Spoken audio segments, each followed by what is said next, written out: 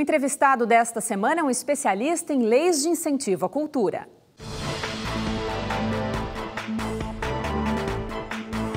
O povo sem cultura é um povo fácil de ser enganado? Pois é, a pergunta que eu faço agora nesta entrevista especial para o Dr. Evaristo Martins de Azevedo. Ele é presidente da Comissão de Direito às Artes da OAB São Paulo e também um especialista em leis de incentivo à cultura. Então, doutor, o senhor concorda?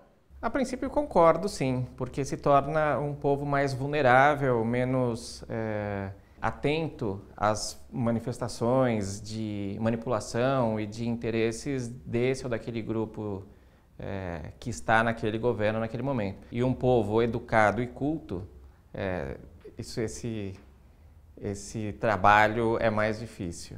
Qual que é a responsabilidade, então, do Estado nessa questão da cultura? Uma forma que eu sempre defendo como uma boa solução, pelo menos no mínimo para amenizar esse problema, é que o Estado, ou a União, né, ou o Estado enquanto país, possa criar outros modelos de financiamento, como, por exemplo, aquilo que nós defendemos, que são os editais regionais e que atinjam, então, o Brasil inteiro. E isso é possível. Então, seria um financiamento direto do Estado para esses outros centros menos comercialmente interessantes, né, que não tenha tanto, não desperte interesse dos ditos maiores patrocinadores, mas que ao mesmo tempo sejam alcançados.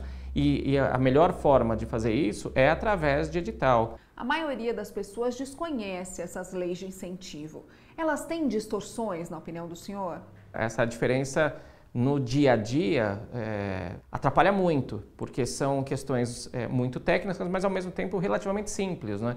Mas incomoda muito quando esse ou aquele artista é acusado de estar fazendo uso de dinheiro da Lei Rouanet para o seu projeto e, de fato, às vezes existem distorções. Ela acontece, mas acontece de uma maneira proporcionalmente desigual. Por quê? Porque os patrocinadores que querem a exposição de suas marcas querem que essas marcas sejam atingidas para onde está uma maior quantidade de público. Como é que tem que ser o retorno dessas leis de incentivo para a sociedade? O que você está falando são as contrapartidas, que são sim obrigatórias em todas as leis de incentivo à cultura, pelo menos nas mais importantes, quando um proponente de um projeto, que não necessariamente é o artista, frise-se isso, né?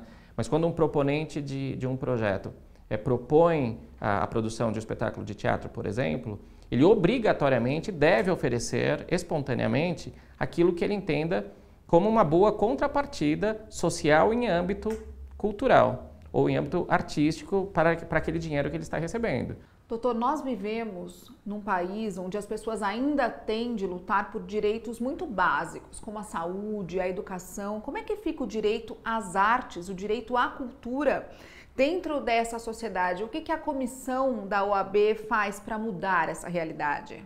Olha, nós promovemos uma série grande de estudos nesse sentido e que são distorções facilmente que dá para se observar com muita facilidade, porque quando nós estamos falando de um projeto cultural que custa 1 milhão, 2 milhões de reais, financiado com dinheiro público por meio da renúncia fiscal, e o ingresso, que é o preço do produto final para o público, custa 100, 200 reais, ainda que o Ministério tenha tentado encontrar valores proporcionais, uma pequena cota para isso, mas ainda assim, mesmo assim, os valores continuam sendo muito caros. A Comissão de Direito às Artes da OAB, ela tem como escopo estudar o direito à cultura e às artes de uma maneira, primeiro, interdisciplinar. Nós que trabalhamos com o direito às artes, acreditamos que a Lei Rouanet é um exemplo daquilo em que um ponto específico, que é a arte, transcende ao direito tributário.